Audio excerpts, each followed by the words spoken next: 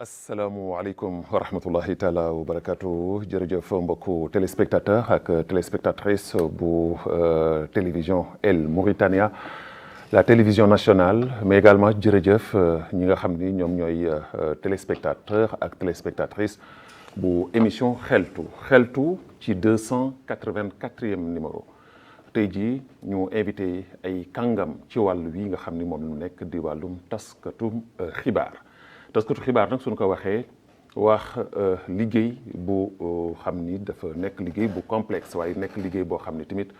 bu passionnant comme ni ko tubaab bi di waxee waaye nekk tamit liggéey boo xam ni mooy liggéey bi yokk réew wala di yëkkati réew waaye liggéey tamit boo xam ni mën na taalim réew ndaxte gis nañ fi réew yoo xam ni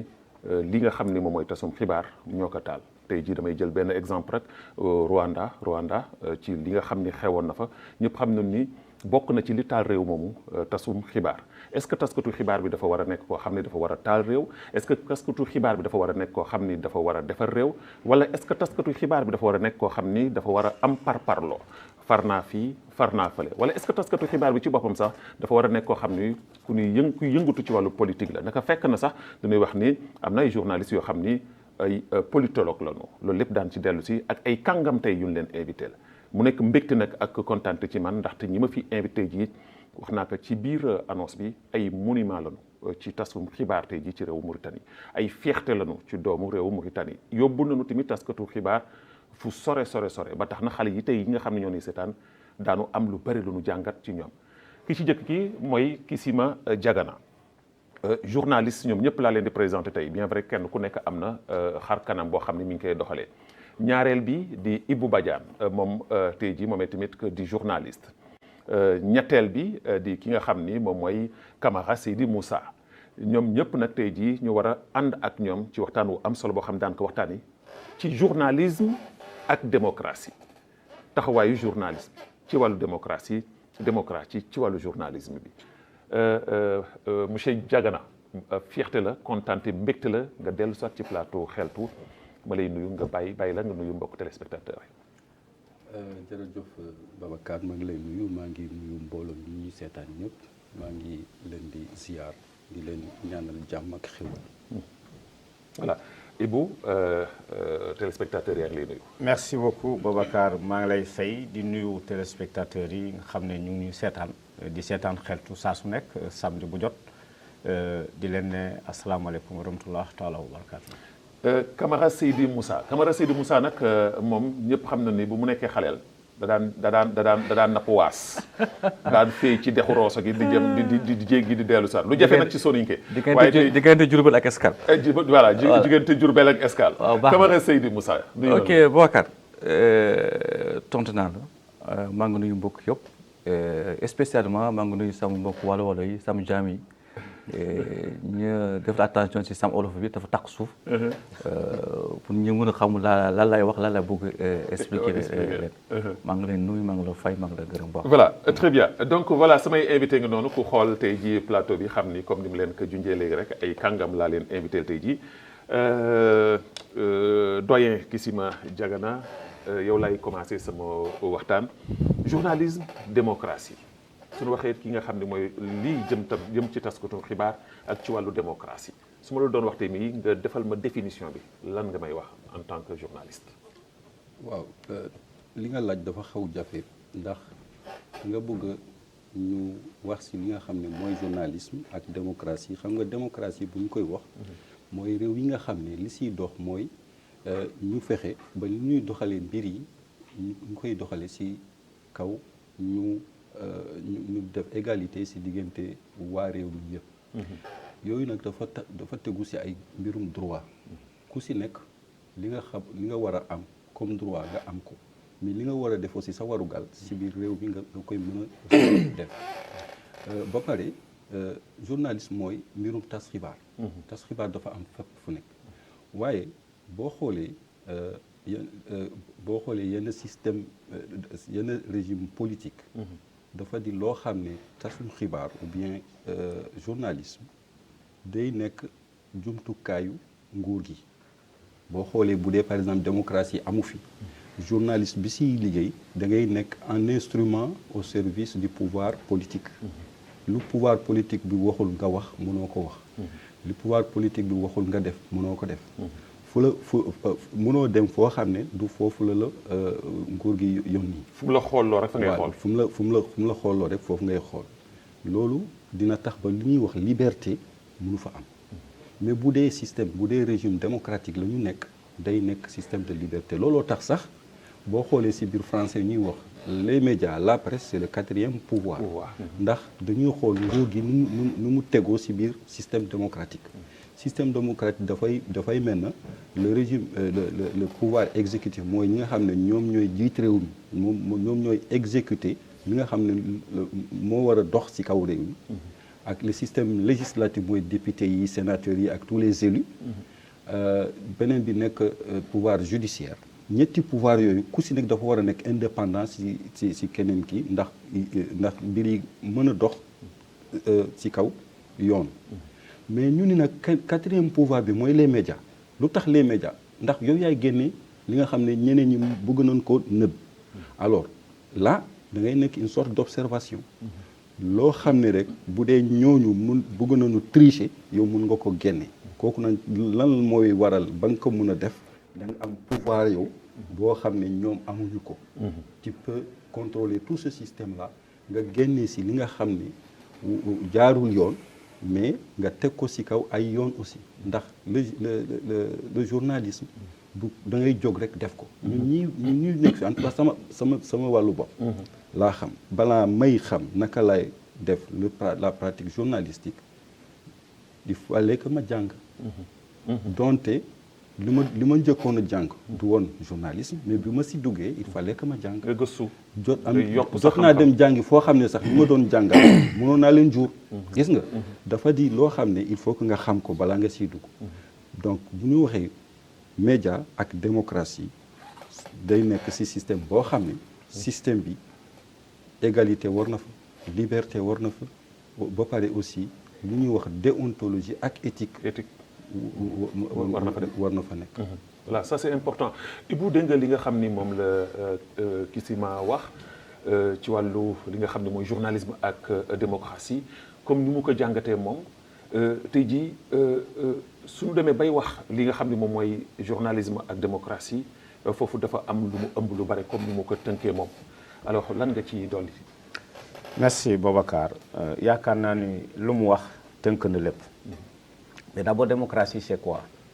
baat askan wi baat bi dafay jógee ci day dem ci askan wi dellu ci moom comme ko tubaab le gouvernement du peuple par le peuple et pour le peuple. donc démocratie boobu boo xoolee réew bu nekk rek dafa am na ma koy doxalee ba tax na dans nos pays suñu réew yi nga xam ne ci la ñu bokk. parfois démocratie bi dafay des.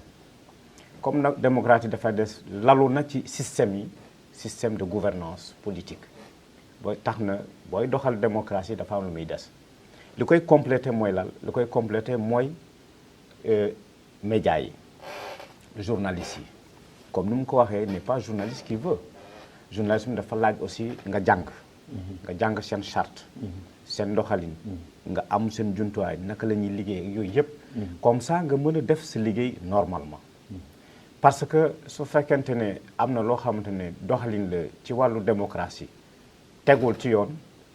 kii mën a redresser loolu mooy les hommes de médias. et le journalisme c'est quoi c'est véhiculer un message une information bi war a dem ci ñeneen ñi pour ñu xam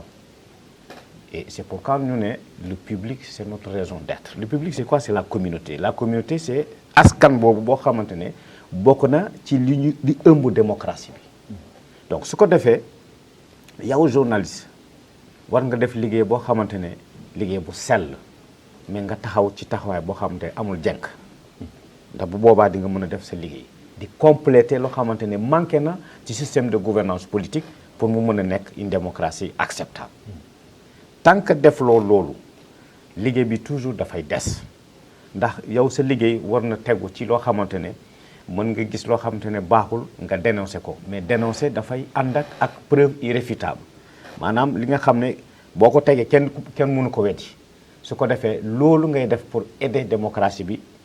maanaam le système de gouvernance démocratique mais loolu ngay def tamit pour nga renforcer ko fekkente ne tegu na ci yoon mais nga renforcer ko mais tant que def loolu ñun ñi médias yi lépp lu ñuy def rek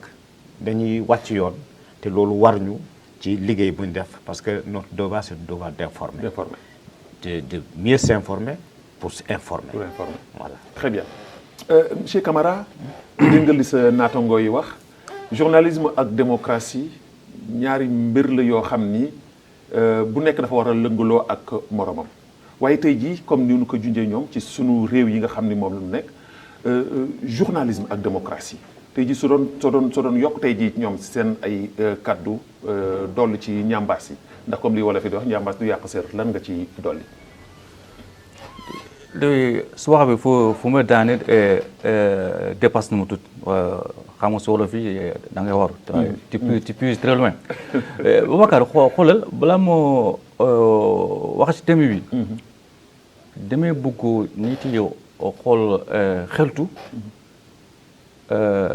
ñu ñëwaat encore sur première phrase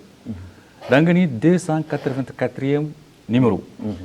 284e numéro ci taskati xibaar 284e numéro ci débat pour yow askan yi 284e numéro parce que da nga bëgg métier bi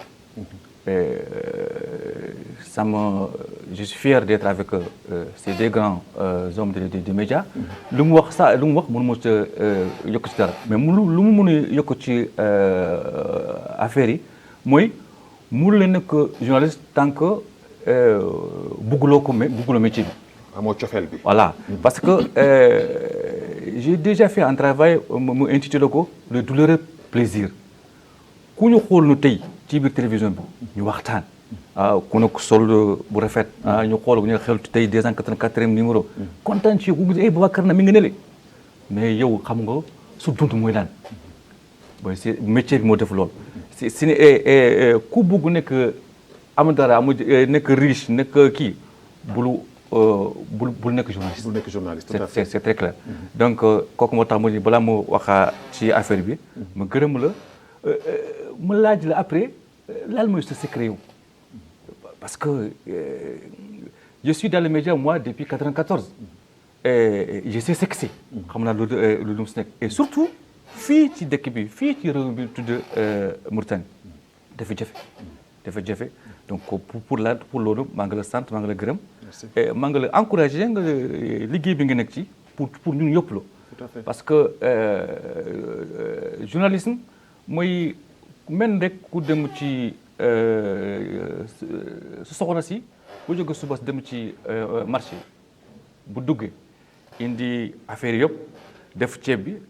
mais am na benn affaire bu des ci plat bi xam du neex mooy xorom. donc tant que xorom bi nekk ci sauce bi ça ne marche pas. Absolument. Donc la démocratie bu xorom bu média amul liberté média amul demul fenn et bu fekk média amul liberté média amul ça veut dire démocratie bi amul. donc loolu rek laa mën a teg ci affaire bi pour le moment. nga xam Mauritanie ci c'est une presse jeune très jeune. et puis nguurum comment ñu gouverner encore. comment journaliste bi liggéey si Mauritanie am na ñu wax si kanam lu des lu nga xam ñu war a compléter pour nit yi gën a xam métier bi la parce que am na confusion bëri diggante communication ak journaliste diggante animateur ak journaliste diggante journalisme sax suñ ak mass média médias sociaux bi am tey yooyu yëpp xëy na dina am jot temps ñu wax si ñu xool nit yi comprendre nga xam comme a dit Ibou du ku bëgg rek nga nekk journaliste. tout à fait non ku nekk mën na nga nekk journaliste. mais am nga yoon yi nga xaw. fa nga war a jaar fa la war a jaar am nga yenn affaire nga xaw gëm. foo gëm loolu wax dëgg yàlla mën nga amoo télévision mën nga amoo sa journal mën nga def loolu la neex mais c'est pas du journalisme. très bien foofu damay desandi yow sax ci yow parce que li nga junj léegi dafa am solo muy le journalisme en Mauritanie par exemple tey jii journaliste bi nga xam ne tey jii mooy mauritanien bi mu doon yéen ngeen nekk ci une vingtaine d'années wala plus ngeen liggéey ci liggéey boo xam ni lu fës la loo xam ne àdduna bi yëpp mën nañ ci teg bët tey ji soo ko doon jàngat ci ak liberté boobu ngeen di wax léegi ak démocratie bi nga xam ni moom moo am ñëpp xam ni la Mauritanie presse am comme ni nga ko waxee lu jeune la bien vrai que ni yéen bi ngeen ciy yëngatu di ci xeex boobu kenn xamul presse kenn bëggul dem ci presse nan nga koy dundee yow ak nan nga ko jàngatee nan nga ko gisee mun naa ko diviser plusieurs phases au près du mu def sama autobiographie mais damay wax rek am na lu tax ku ñun ñeenti yëpp balaa nga ñëw ci métier am na lu nga gis nekk si exemple nga bëgg métier bi man dama ñëw ci journalisme par vocation dama yaakaar rek affaire bi dafa mel ni da nga dem ci àll bi benn affaire bi laal la nga mun dind ko dama yaakaar man bu mu jàpp sama plume mu jóge ci yeneen affaire Mauritanie day jàdd ci yoon parce que injustice nekk ci dëkk bi dafa nanga waaru léegi nag bu nekk xale mu nekk ci terminal mu jàng mu gis ay yeneen journal Mauritanie demee yàgg na mu jàng ci benn numéro am après ba albayaan ñëw mu jàng ko du rahmatullah waa ji tudd Habib Mahfoud parfois bu mu jëg xool bu jàngam yeneen liggéey sax dama toog jooy tellement que affaire bi dafa neex jàng et puis day wax yeneen dëgg nga xaw métier mu xaw kii lu may def comme liggéey boo nit dimbale ko bu mun a am na yeneen nit ànd ak moom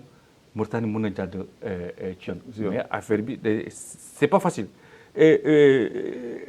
métier bi évolué ñu ñëw ci 92 94 les médias ont commencé affaire bi commencé wax dëggal amul solo ñu ngi ci commencé déranger le pouvoir article 11 ñëw door yeneen nit kalaam am na si interdit des tribus particulièrement attaquer la presse. C'est en ce moment vraiment que la presse a commencé à faire son travail. Mais malheureusement, ça, au fil de l'État en place, doful moom tam day jàng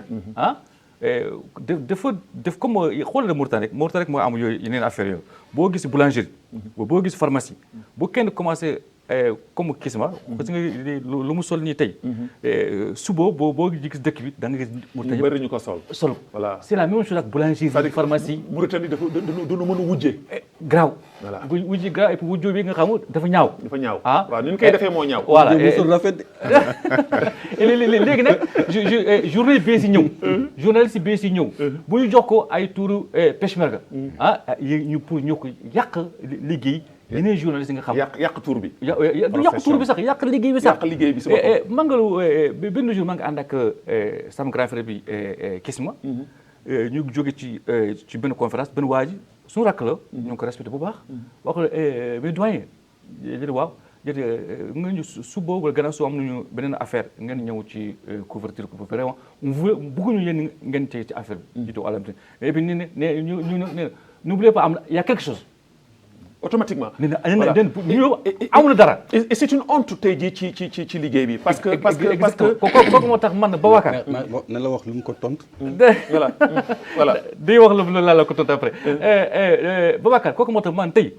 dama kontaan mu gis journaliste politicien bi gis ko nëb kaay du ko bugg mu ñu gis ko génn journaliste bi politique waxeer diw sawa na nga def man journaliste bi bokk ñeme ma ko ragal naa ko dama bëgg journaliste bi nga xam qui s'occupe de curiosité du public c'est pas la curiosité des personnes c'est important voilà parce que comme li ñuy wax rek ni da ngay am classe voilà exactement te métier journalisme classe la àndal. voilà ci sa solin ci sa doxin ci sa waxin ci sa exactement et puis nga xam la ngay def tu le fais pour l'histoire bu eggal xeltu 284e c'est que am na ku am 11e xeltu mun a gën a tey xool 11e xeltu xool yow la nga wax si foofu kooku toog histoire la nit day war jàngal yooyu et li ngay def nga xam doo def pour yow journalisme c'est le détachement détestation mooy lan man lu mu def nii kisma bii nii toog sama kanam pour lu ma ko gis war a di bind du la personne kisma moom est intéressé. et li nga wax ni tellement vrai de telle sorte que des fois je l'ai dit l'autre jour même man ak Ibou ñoo ngi toogaale dans une rédaction ma koy wax benn jeune ma koy wax ni que quand tu lis même un reportage tu ne lis pas pour toi da ngay lire pour ñu lay toog si seen kër di leen seetaan exactement voilà et puis ñi xam encore il faut que ñi xam journaliste du savant du scientifique du xam-xam moom journalisme école la mooy chaque jour day jàng. day jàng day c'est comme la médecine. voilà chaque jour da ngay jàng. mais doyen li mu junj li tellement que dafa am solo mas naa la invité à l'époque dans mon plateau xeltu à Watania nga wax ma que ñu discuter mu nekkoon débat bu riche nga ni ma Mauritanie journalistes yi duñu xeex seen indépendance duñu arraché li nga xam ne tey jii du état moo leen ko jox parce que moment boobu ñu bëri doon wax ni l'ancien président bi fi nekkoon moom moo joxe woon liberté de presse nangam je sais que ne xëy na fàtte nga ko nga ni ma du président moom moo joxe liberté de presse boobu journalistes yi ñoo ko xeexal seen bopp ndax fi nu jógee ak fi nu jaar. xam nga en fait li nga wax Camara génne na fi ay xalaat yu bëri yoo xam ni bu ñu toogee fii di leen faram-fàcce rek mun nañu pare waxtu bi ñu am te duñ ko jeexal mais bu dee par exemple lu ñuy wax ni Mauritanie dafa mel na taskatu xibaar yi ñoom ñoo jëlal seen bopp li ñuy wax seen liberté ñoom ñoo may seen bopp li nga xam ne mooy daraja bi ñu am mun naa ko teg si historique journaliste parce que bi ma jëkkee jël kàddu bi si début bi dama wax ni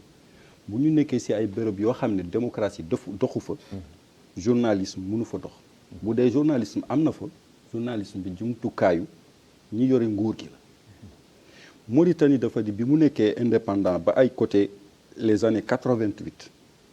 lépp li fi nekkoon moo doon rajo Mauritanie télé Mauritanie ak agence mauritanienne d'information ñooñu mënuñu génne loo xam ne du ñu may priorité li njiit réew bi def li jaww ji ñuy def mooy ministres yi mooy ñi nga xam ne ñoom ñëpp ñooy représenter le pouvoir exécutif te ñemewuñu génne xibaar boo xam ne jógewul si ñoom waaye ñi jëkk def la presse indépendante mooy kii mu tudd ki léegi dem si yàlla bi Habib Mahfouz yàlla na ko yàlla yaram ak ay ñoom Omer ak ñeneen ñëpp ñi nga xam ne ñooñu jiitu si métier bi ay jàngalekat lañu woon léegi nag ñu am idée naan ñoom tamit il faut ñu créer loo xam ne mooy la presse indépendante si Mauritanie ndax yeneen réew ñi nekkoon suñu wet ñi comme Sénégal Mali même les pays maghrébins amoon nañu seen presse indépendante mais dañu naxante ak nguur gi si bu njëkk bi dañu waxoon ñun dañuy def yéenekaay boo xam ne day nekk yéenekaay de culture foofu la ñu commencé nag di si dugal ay enquête si nga xam ne moo doon le passif humanitaire bi fi amoon ñu commencé woon ko génne nee na article 11 dafa fekkoon ni ñoom balaa ñuy jox liberté bi nag jël nañu benn instrument boo xam ne bu ñu buggee rek noppiloo journalistes yi mun nañ ko génne ñu naan yéen bind ngeen ci seen journaliste benn kaddu boo xam ne kaddu bu génnee day làkk réew alors c'était une astuce boo xam ne souvent ñoom bu ñu génnee da ngay dem ba génne ay 1000 numéros defe naa boobu temps xaw ma Camara moo ma jiitu ci journalisme xam naa balaa nga koy génnee imprimé di nga fay lu toll 200 000 ouguiya yooyu defe naa à l'époque balaa nga koy jot a jaayaat da nga koy jaarale ci ministère bi boo ko yóbbee ci ministère am na ñoo xam ne ñoom ñooy jàng journaux yi. ñu ngi jox la benn numéro. léegi dépôt légal da ngay teg foofu dépôt légal boo ko déposé am na commission bu koy jàng bu ñu ci gisee benn mot ñu naan journal bi bu génnee fitna dina ab. ñoom ñoo koy décider de. léegi ñu ni ñu woo la Camara yow sa journal bi wax nga ci benn kàddu loolu mënatoo ko jaay perte nga. mooy la censure.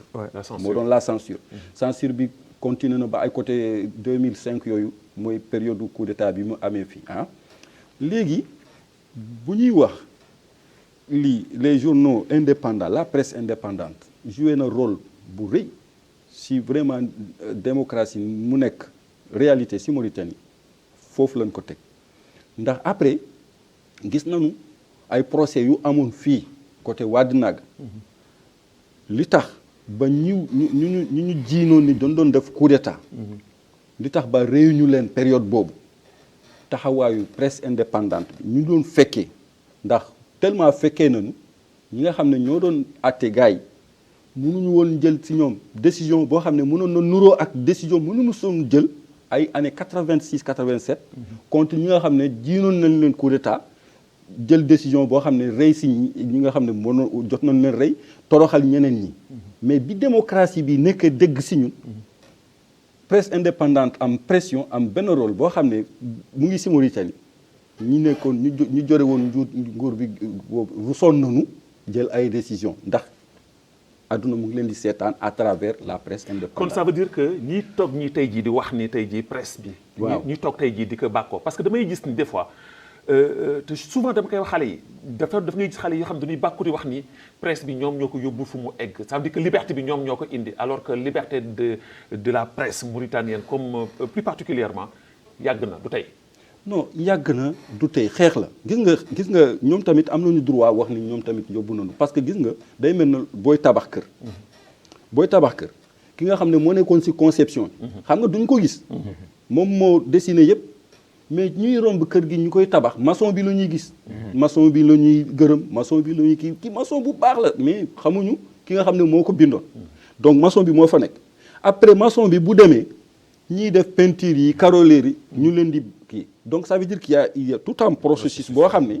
fu mu dóoree ak fu muy jeexee ñëpp war nañ gërëm war naa wax sax woykat bi lu mu waxee boo lekkee ba suur war ngaa gërëm ñën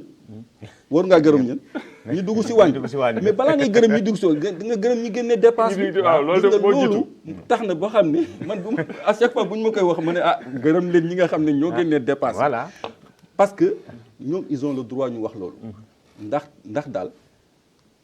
day mel na rek loo xam ne ñu ngi koy tabax ba léegi jeexagul de. démocratie bi nekkagul réalité. parce que ñun ba léegi tolloo nañu foo xam ne soxla nañu ay structures yoo xam ne ñoo ñuy jox ay ordre comme ministère de la communication. autorité de la presse. conseil de la presse ti tatata. mais boo demee si ñeneen réew ñi nga xam ne ñoom dot nañu dem ba si kanam. ku si mel ne Allemagne. journaliste il ne dépend pas de ces structures là. journaliste dañu la jox carrément carte blanche maintenant constitution bii nga xam ne doy na leen soxla wuñu loi de la presse de ñoom constitution bi rek kese doy na leen su lay sukkandiku def seen liggéey. très bien xam nga loolu def foofu la ñu war a dem ñun. foofu la ñu war a tolloo foo xam ne. bu ñu toogee dootuñu amati affaire ak ministre de la communication. dootuñu amati affaire ak autorité de la presse day nekk ku nekk léegi. mokkal nga sa kii bi sa liggéey bi ba xam ne li si jot dugg comme xam-xam comme xarañ comme loo xam ne rek war na tax ba ñu respecté la si liggéey bi ñun ñëpp am nañu ko mais Camara bu la waxee moom fonk na ki nga xam ne bu homme politique bu ko gisee dafay làqatu dégg nga bañ a sax bañ ko jege nee na la journaliste boobu la gën a fonk ko journaliste bi nga xam ne bu day laamisoo ak homme politique bu ko bu homme politique gisee ubbil ko ay loxo wax yart nee na dafa am loo xam ni moo fa nekk leeru si mbir relation parce que relation diggante taskatu xibaar ak koo xam ne am nga en pouvoir muy nekk pouvoir politique muy nekk pouvoir juridique muy judiciaire muy nekk pouvoir militaire muy nekk pouvoir économique wala pouvoir culturel sax parce que aussi yooyu yëpp il faut ñu calculer ko il faut que nga mën a def benn distance sa diggante ak ñoom parce que boo ma gisee léegi may dem di tarbiyu ay jàngalikatu daara may génnee seen ay mbir xam nga perte naa sama liberté boo ma gisee may topp ministre di génne li muy wax day mel na maa ngi koy liggéeyal damay perte sama liggéey doonte boo ma gisee may topp si militaire wala leneen il faut que nga nekk koo xam ne gëm nga sa bopp mën nga dundee sa indépendance. et loolu dama la siy dëggal parce que temps yi passé rek dama jógee Rosso tasanteeg benn jeune boo xam ne j'ai invité quelqu'un dans le plateau dugg ci ay mbiram wax ci ay mbiram lan la ma wax bi nu tasantee à Rosso Babacar wax nga benn jour boobu nga invité tel loo xam ne neexuma ma ne ko est-ce que man en tant que journaliste dama seet la neex yow wala seet li neex président de la République wala seet li neex ministre bi man je fais mon travail en tant que journaliste fa laa yem. Ibou soo déggee li nga xam ne wax na ko ça veut dire que la presse dafa nekk loo xam ne tey jii maanaam mooy levier bi mooy li nga xam ne mooy indi suñu wax développement économique social politique su si presse bokkul dara baaxul te loolu mën nañ ko nangul les journalistes yi nga xam ne moom ngeen doon alors lan nga ci yokk. effectivement xam nga lu mu wax c'est important Camara junj na fii ba mu tuddee l'article 11 kii dëggalal ko ñun contre pouvoir la journaliste liggéeyam la c'est pour amener une balance entre le pouvoir politique ak li des ci askan wi donc mais ñooñu xeex la dañuy xeex ak ñi parce que li ñuy def bëgg nañu continuer di ko def ci nuñ ko bëggee mais est-ce que loolu arrangé na askan wi arrangé wu leen donc ñi mën a def équilibre mooy les médias mooy les hommes de médias nga journaliste dafa nekk koo xamante ne war nga joxe information bi mais kan ngay joxe information bi l'information va venir de la communauté et va revenir à cette communauté c'est important balaa may jàll foofu article 11 lu tax ñu sonal la presse indépendante boo déposer ce qu'on appelle le dépôt légal ndax fekkee naa fi lu bëri boo déposer le dépôt légal au niveau de la direction des affaires politiques et des libertés publiques c'est le directeur qui regarde boo gisee rek day naan non lii baaxul comme ni ko waxee lii baaxul léegi nag baaxul boobu duñ la wax article bii moo porté préjudice à l'apparition du journal wala bii dañ lay bàyyi ci biir su ko defee tu vois 2 éditions successivement même 3 dañ koy censurer te yow doo xam lan la moo tax le Calam était champion de la censure tu vois donc loolu moo tax c'est important le journalisme ñu xam fu ñu war a teg suñu tànk journaliste tamit aussi war nga xam ni sa devoir mooy fexe daal ba bul jenk fii wala nekk fii ndax lu ñuy wax ni ci pouvoir politique lu ñu bëgg mooy fexe daal ba jënd journalistes yi ñu ñëw nekk ci seen camp et c'est malheureux lu ñuy vivre léegi dans la presse en tout cas dans la plupart des pays en tout cas africains il y a ce que j'appelle le journalisme des affaires ou le journalisme alimentaire donc ñoom daal kii junj na ko ñëwal ci lii man dinaa la fay lii moi je pense que war nañu mën a xeex pour ñu jógee ci loolu mais nan lañ koy xeexee monsieur Badiane su fekkee ni aussi tamit institution yooyu nga xam ne ñooy liggéeyloo xale yooyu la wala ñooy liggéeyloo journalisme yooyu joxuñu leen seen gëdd defuñu leen war a defal nga nekk ci métier di ci jariñu te doo ci am dara ba dara boole jeex est-ce que du loolu moo poussé tey jii maanaam corruption boobu nga xam ne mu ngi am ci métier bi. effectivement c'est-à-dire que les maisons de presse les organes de presse seen bopp ñoo deful lu ñu war a def ci seen journalisme parce que un journaliste qui n'est pas bien payé mu vivre bien vrai que bëgg na ko kii Camara wax na ko parce que journalisme te fekkente ne amuloo bëgguloo ko amuloo engagement boobu mënoo ko def. parce que sacrifice moo fa nekk donc d'abord les organes de presse les maisons de presse duñu fay loolu tentation la pour ñeneen ñi nga xam ne boo demee fële naan boo voilà je suis contre d'ailleurs boo leen paree activité rek naan voilà signer leen prenez ça mais ça influence le papier. Tout à fait. day andi influence ci li ngay bind. naan Babacar jox na ma 10 000. donc il faut que ma ñambaasal ko donc foog ma ñambaasal ndeysaan kii tu vois. et loolu nag du sa warugal.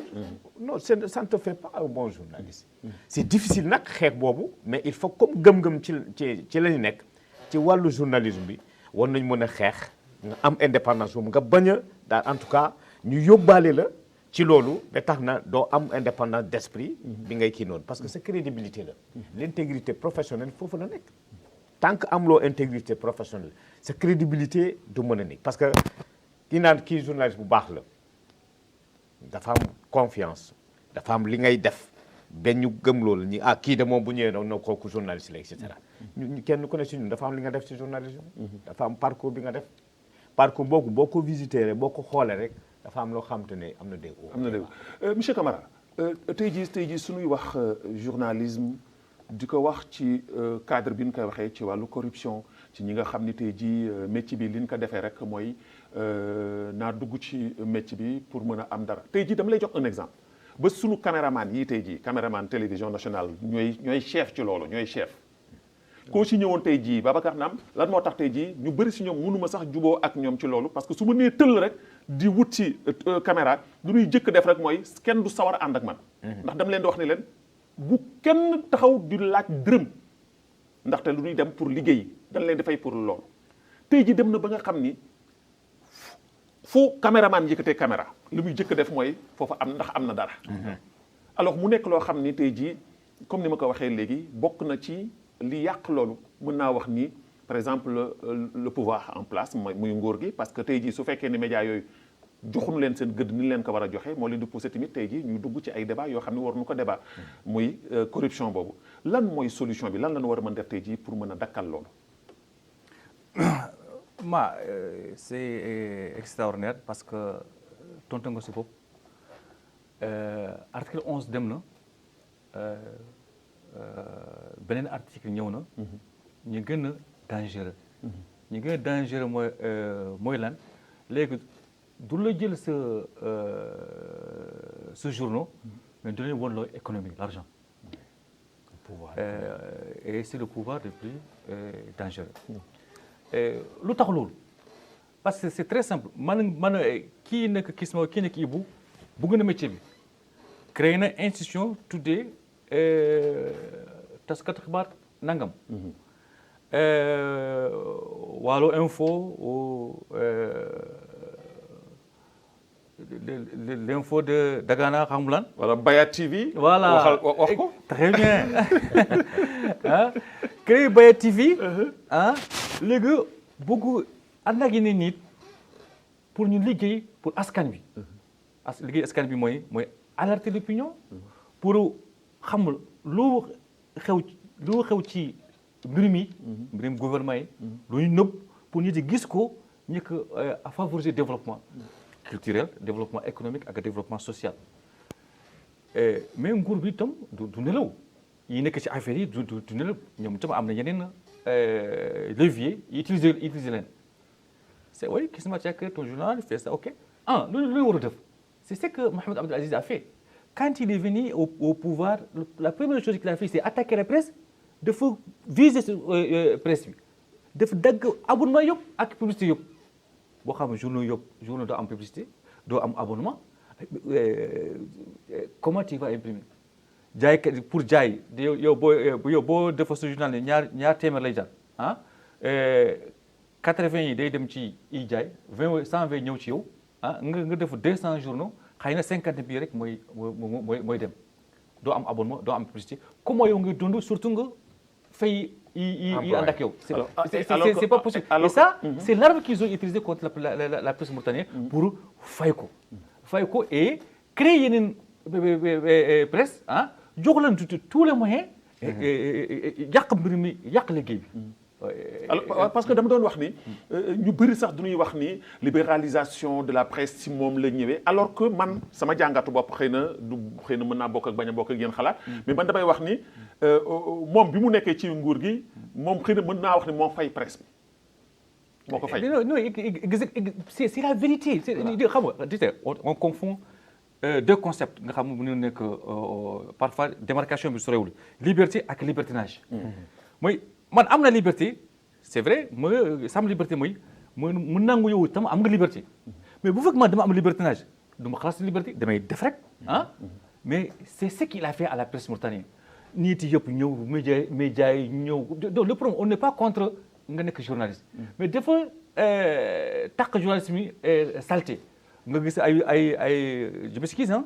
ay soldats première classe am journaux fii nga gis ay boulanger am journaux fii nga gis ay man je me souviens une fois c'est à la veille de la fête léegi journaux yi ñu wax journaux yi trésor jox na leen seen abonnement da ngay récolte boo gis da ngay yaakaar meeting la ñu dem taxaw si kanam trésor ku ne ko ñu ngi koy taxaw dëgg sa tur du dem boo dëgg beñee info tur yëpp dafa jeex on l'appelle nangam info na Sahel info 2h boo beñee info beñee info laa wax ça veut dire que tellement que ñoom dafa def affaire bi saltel affaire bi pour que c'est le morceau qui est destiné à la presse c'est-à-dire bu fekkee nguur bi dafa bëgg subvention de presse qui est destiné à la presse ñu dagg ko bu nekk c'est rien du tout et nekk journaliste yi nekk affamé kooku moo tax le petit qui nous a venu grand cas yu dem foofu am na dara après il y a les Sénégalais qui ont appelé ça le communiqué final donc ça existe partout mais la dignité si yow parce que man toujours maa ngi wax sa affaire yi parce que boo nekk journaliste on te nomme pas. C'est vrai. On ne va pas dire que par décret, en date de choses, il est nommé journaliste, Babacar Nam. Non, c'est parce que toi, tu le veux. Et si tu le veux, il y a un journalisme. Et si tu es prêt pour ça, tu dois souffrir, tu dois accepter. Nga xam tey doo lekk nga xam tey yow yaa ngi nii waxtaan ak nit yi débat yi ñu ngi la xool si seen watu méchoui yow xëy na jóg nga sa kër bàyyi la foofu sax ndekki bàyyi la foofu ay añ mais parce que amul lu nga gëm parce que amul lu nga yaakaar pour defar réew mi pour yow askan bi pour nga xam askan bi xam fu ñu jëm tout à fait. parce que c'est très très important c'est pas normal nga xam un pays comme la Mauritanie économie bi yëpp nga xam ci àdduna nekk ci suuf am nañu ko on a boo xool Dagana boo Njaago boo Aïn Farba c'est pas possible c'est la terre qui est là qui peut être utilisée et boo journaliste nekk fii waxtu ci yooyu ne oriente pas les gens sur ça xam nga deful liggéeyam am na et d'ailleurs bare bokk na ci li nga xam ni daf nu dugal ci ay mbir yu bare doyen Kisima soo déggee li nga xam ne moom la Camara wax damay dellu si benn mbir mooy journaliste bi nga xam ne tey jii moom la ñu doon tey suñu demee ba nga xam ne journaliste bi ci boppam dafay am parparloo bi mooy lan mooy dama am parti politique damay défendre le pouvoir damay défendre l'opposition damay défendre tel damay défendre tey te tey da koy gis tey jii mu nekk lu visible ay journalistes yoo xam ni même su fekkee ni tey jii le président de la République dafa def discours dans un meeting du parti au pouvoir c'est un journaliste mooy ñëw def li nga xam ni moom mooy traduction ba est-ce que tey jii loolu ci éthique ak déontologie tey jii war na journaliste bi. waaw man dinaa wax ça dépend ndax bi ma leen dégluwee yéen ñëpp am na loo xam ne bëgg naa ñu leeral ko. mooy lan bu ñuy wax ay corruption yooyu ay journalistes yu tàllal seen loxo mais xam nga laaj bi ñu war a laaj mooy ndax mën nañu dundee journaliste en Mauritanie kese bu ñu xoolee naka mbir yi nekkee ci biir réew mi dinaa wax déedéet soo buggee nekk journaliste boo xam ne am nga sa ngor nga am sa dignité nga bañ ñu influencer la il faut nga am leneen looy def booy dundee lu dul journalisme bi ndax réew mi pareegul pour def ci journalisme loo xam ne mbir la moo xam ne mun nañ ko dundee comme par exemple boo yore woon sa épicerie boo yore woon say taxi boo yore woon say kër di ko luwaas di ko doy nga doy lu si amee sa restaurant waaw amee sa leneen ak leneen maintenant man bu ma jëlee exemple ci sama bopp man am na kàddu boo xam ne maa ngi koy faral di wax damay xarmat lu tax damay xarmat ndax su ma buggulee ñu yàpp ma il faut ma am loo xam ne moom laay dundee journalisme bi dafa waxoon passion ñun par passion lañ ci duggeewuñu si pour wut alal duggeewuñu si pour wut leneen loo xam ne lu dul participer ci li nga xam ne mooy yëgle dëgg bi informer vrai biñ su duggee yàlla may nañu si ñun tamit loo xam ne mooy li ngay wax yow c'est-à-dire que xëy na ñuy ràññi si ñi nga xam ne ñu ngi def liggéey bi ak ñu ko war a defee ba léegi de yaakaar naa ko mais aussi xale yi dugg si métier bi am na ñu bëri ñoo xam ne ñëw nañ si métier bi ñàkk pexe moo leen dugguloo si métier bi parce que réew bi dafa di réew boo xam ne mayul ay métiers yu mayul ay chance pour am ay métiers arabisants yi dañu lay wax ni mihnatu man la mihnata lahu métier la ci li nga xam ne koo xam ne amul métier nga dugg si man habba wa dabba loolu la ñuy wax léegi boo xoolee situation bi ni mu demee noonu di nga comprendre ni ñun àggaguñu foo xam ne média presse loo xam ne journalisme nekk na secteur boo xam ne c'est un secteur d'autosuffisance. Les autres pays am nañ ko kii nee na léegi publicité bi amutul. publicité bi tamit ni ñu koy distribuer moo nekkul une distribution équitable man boo xoolee par exemple initiative ni doo si gis benn publicité. lu ma si def rek publicité dama ko def ngir jàppale ñoo xam ne mais ñeneen ñi duñu ko def. am na beneen affaire boo xam ne société civile société économique ñoo xam ne ils veulent utiliser les médias man defuma information yaa ngi woo samay xale nga naan leen kaay leen bindi sama kaw ay activité ñu génne la ko cadeau yow nga dem jox ko say partenaire nga naan voilà les preuves li ma def mu ngi nii mais du ma la wax du ma la defal man dama leen di wax bu dee da ngeen wax ñu defal leen communication nekkatul information fay leen xale yi fay leen xale yi dama koy wax lu leer là seen droit la damay wax bu ngeen déplacé xale bu leen jox passe kese di parce que yéen da ngeen am ligne budgétaire boo xam ne da ngeen koy def si mbirum communication seen partenaire il vous donne de l'argent pour ça mais man dinaa leen wax bu ngeen waxee sama xale yi nañ ñoo liggéeyal leen fay leen ba bu xale yi tamit xam nañ ko nu ngay seetaan xam nañu kenn si ñoom musul dem indi xaalis ba ni ma lii leen ma jox ma jël si benn dama koy wax jëlal bu dee sax ay millions la sama yoon nekku si xam nga lu tax loolu parce que il faut ñu xam benn affaire journaliste bu ñu ko bàyyee muy liggéeyam kenn du ko mun influencer bu ñu ko bàyyee les moyens comme ni ñuy joxee ñeneen ñi moyens ñuy am seen indépendance économique u bopp du dëng du nekk loo xam ne du def loo xam ne waru ko def léegi ma dem si idée bi nga wax naan journalisme politicien am na ñoo xam ne dañuy utiliser journalisme comme escalier pour yéeg man dugg naa si journalisme ndax dama bëgg yegg fii nekk par exemple ministre nekk lii nekk am na seen droit la c'est-à-dire que loo xam ne rek opportunité mu ngi foofu mun nga si dugg kenn mënu la critiquer man bëgguma critiquer nit ñi mais lan moo gën a rafet boo duggee si métier nga jàng nga am si li ñuy wax le professionnalisme nga am si l'excellence bu dee jàngalekat nga fexeel ba jàngalekat bi nga nekkoon démb beneen jàngalekat nga tey nga gën ko nekk leneen nga nekk si espèce lan moo nekk lu tax ñu am dans certains pays ce qu'on appelle le plan de carrière mooy commencé naa par exemple instituteur def naa concours au bout de quelques années nekk inspecteur wala def naa concours nekk professeur d'université maa ngi continuer di former wu dans mon domaine kooku boo xoolee toutes les télévisions dans les pays étrangers di nga gis des journalistes qui ont 70 ans mais ba léegi ils sont journalistes mais ils ne sont pas journalistes simples, ils deviennent des spécialistes dans un domaine. Par exemple, journalistes spécialistes dans la santé, journalistes spécialistes dans l'environnement, journalistes spécialistes dans la politique. Mais ce n'est pas un politicien. Il peut critiquer, par exemple, le système des élections. Mun na si génne ay idées yoo xam ne yow bii di seetaan xamoo ko woon nga am si jàngat ñu ngi sax bind ay livres ñun de loolu mooy suñu ambition si biir métier bi mais quant à maintenant nekk loo xam ne troubadouru ministre nga wala troubadouru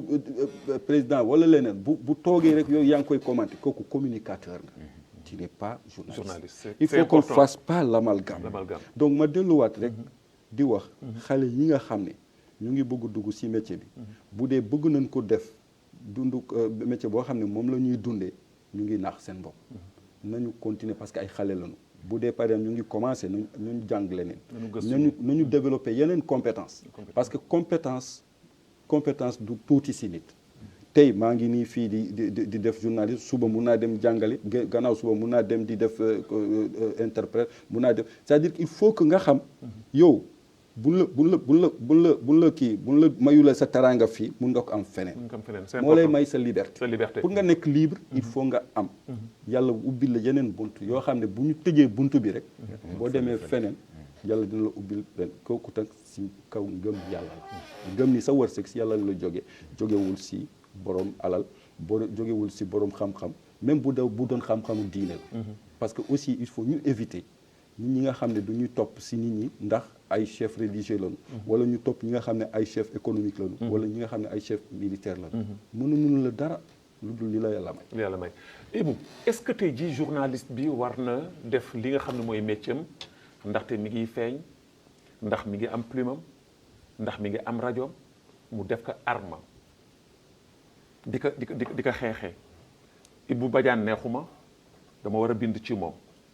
diw neexuma dama war a xeex moom wala diw ak diw kii sama xarit la kële du sama xarit kële il faut que ma griller ko parce que loolu tamit dañ koy faral di gis ci métier bi. loolu moo gën a garaaw ci journaliste parce que gis nga journaliste du arme booy jël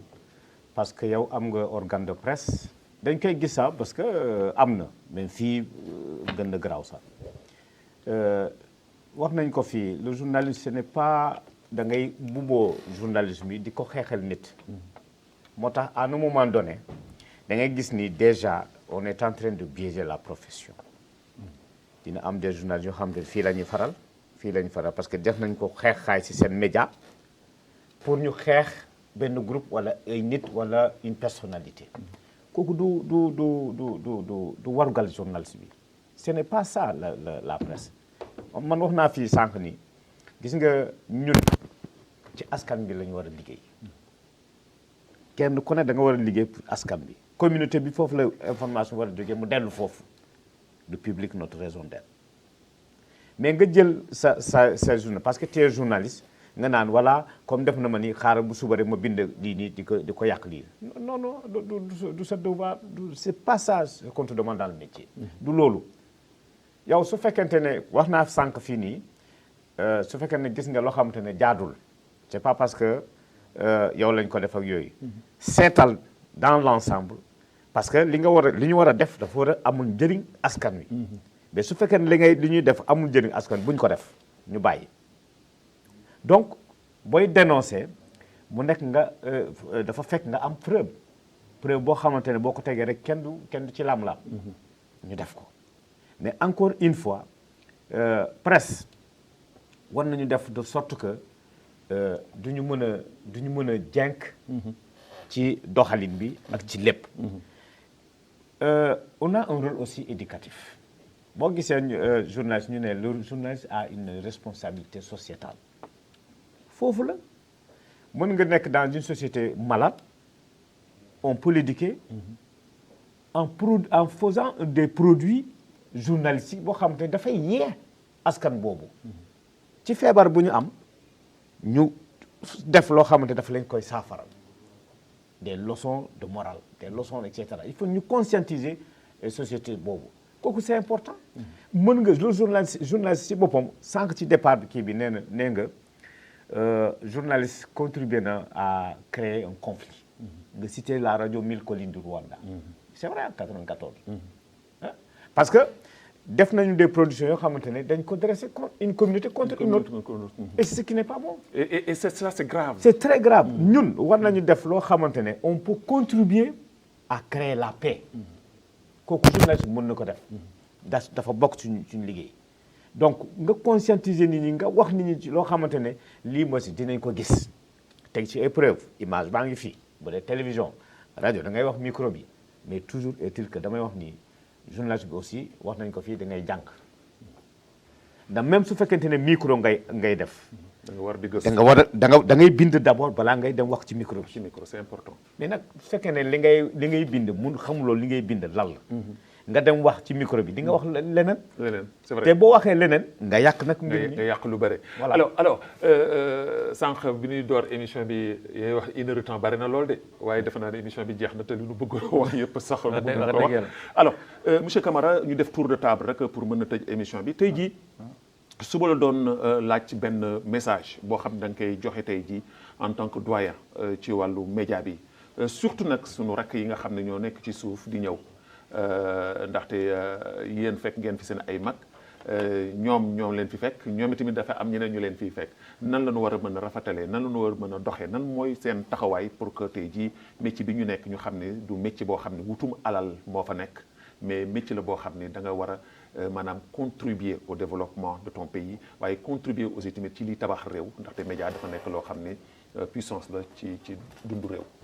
xam nga Bakar lu mu neex ces questions yi da ngay poser question nga tontu sa question bi kon da ngay wax quoi daf day gën neex c'est extraordinaire xoolal c'est ce que je disais départ bi nit yi ñëpp wax na ko on ne peut pas donner des leçons ñunu ay duñu encore jàng parce que journalisme d'école la chaque jour am na lu ngay gis jox la xam-xam pour ngeen mën dafa yenn affaire man lu mu mënu wax rek lu mu mënu comprendre ci journalisme rek mooy ce journaliste moom la su bopp tu ne travailles pas pour toi journalisme da nga nekk levier nga xam da ngay alerter opinion nga xam toi tu informes balaa ngay informer il faut nga informer yow. informer sa bopp yow. nga comprendre information bi. nga bañ daanu ci affaire li mil ko ni parce que ñun ñeenti yëpp xam nga yaakaar naa guddi bu nekk war na ñaan yàlla nit yi baalu ñu. parce que métier journaliste c'est dangereux c'est l'âme du côté yëpp dafa mën na doy waar dafa ay waar ñu booloo mi baalu ñu askan ñu baalu ñu mun def dal pour askan dem kanam ah kooku mooy war a nekk suñu liggéey parce que s'il y a un pouvoir corrompu il y a des abus de pouvoir par la police ou bien par si bu ñu wax ko on a fait deux travail bi i def affaire bi nga xam jaadul xam moom lu mu def jaadul ñeneen xamu ko kii nii lu mu am lu mu def jaadul ci yoon mais kooku nag comment nga mun def ko ba nga xam journaliste amuloo baay amuloo bopp comment on appelle encore relation ci biir li ngay def si liggéey bi day war na en détachement une indépendance totale et même si les Américains aujourd'hui ils ont développé dañu ñëw ci benn citation nga xam journalisme d'opinion ñoo gën journalisme d'information parce que tu prends position pour essayer de donner certaines citations maa ngi la gis moom mi ngi la kii parce que waxtu bi ñëw na et c'est très dangereux une heure bi nekk doyul voilà on fait tour table si 30 secondes ma bàyyi leen ngeen tàggoog mbokku téléspectateurs yi même su fekkee ni sax du ñuy def ñu gaawantu wax ni léegi réseaux sociaux am na c'est-à-dire que tas xibaar dafa yomb ku nekk mën na tas xibaar mais li gën a neex mooy ñu def li nga xam ne mooy xalaatu nit ñi mooy ñi nga xam ne mooy soxla nit ñi ñu def ko ci kanam ku bëgg def journalisme nga teg sa xel ci li nga xam ne mooy soxla nit ñi bu dee wér-gi-yaram la bu dee koom-koom la bu dee lu mu munti nekk ñu mun ko def te gis naa aussi am nañu ay possibilités def journalisme ci suñu làkk yi ci suñu baat yi nañ ko développer. c'est très important alors Ibou émission bi jeex na man dama lay remercier mais aussi di encourager parce que gis naa une génération de journalistes buy émerger wu léegi te ñu war leen encadrer jàppale leen c'est important très important ndax man jamono boobu bu ñu doon wax noonu amuloon par kenn même ñun le sport bi ñu daan def je me rappelle man ak tam di kalam ñuy dem fédération di ñu néew lañu mais léegi macha allah am na journalistes yi émergé wu c'est des jeunes journalistes mais ñoonu tamit war nañ mën leen encadrer comme ni mu ko waxee rek ñu fexe daal ba ñu liggéey boo xamante ne ci askan lay dem c'est important très important alors merci beaucoup à l'équipe technique mais également di gërëm bu baax di sant bu baax Kisima Diagana journaliste tey jii moom laa dalaloon Ibou Badiane moom itamit di journaliste Camara Seydou Moussa moom itamit di ko gërëm bu baax a baax tey jii dégg ngeen fi bu baax a baax tey jii wolof yoo xam ne wolofu waas la voilà may am mbégte am kontaan tamit que ci ñi nga xam ne ñoo ñu toppoon Abdoulaye Addahi nekkoon fële ci wàllu ingeste si Niya nekk fële ci régie Mawlud Naha Minta Ahmed ak Fatimitou Mintu Mawlud àndoon ak Tahman suñu coordinateur réalisation Aminatou Mintu Taqi tey nag Babacar Nam fi mu jénne fii Oumar Dia moom tailleur la moo ma solal moo ma def li ni ma grand man maa lay solal émission xeltu bi ndax da nga invité sa ay xarit sa ay soppe VIP couture ma nga nekk fële ca Bassara épicerie 44 képp ku bëgg yu rafet yi rek donc seet yi su ko defee rek mu defal lu yu baax di gërëm di sant aussi bu baax a baax sunu naatango Wuli Mata Sall ak sama jarbaat Aminatou moom tamit ci gunge bi nga xam ne ñu ngi koy gunge saa su nekk ci liggéey bi di gërëm di sant bu baax soxna Léna Dieye di leen jox daje incha allah ci samedi ci beneen émission xeltu wasalaamaaleykum wa rahmatullahi taala wa barakaatu.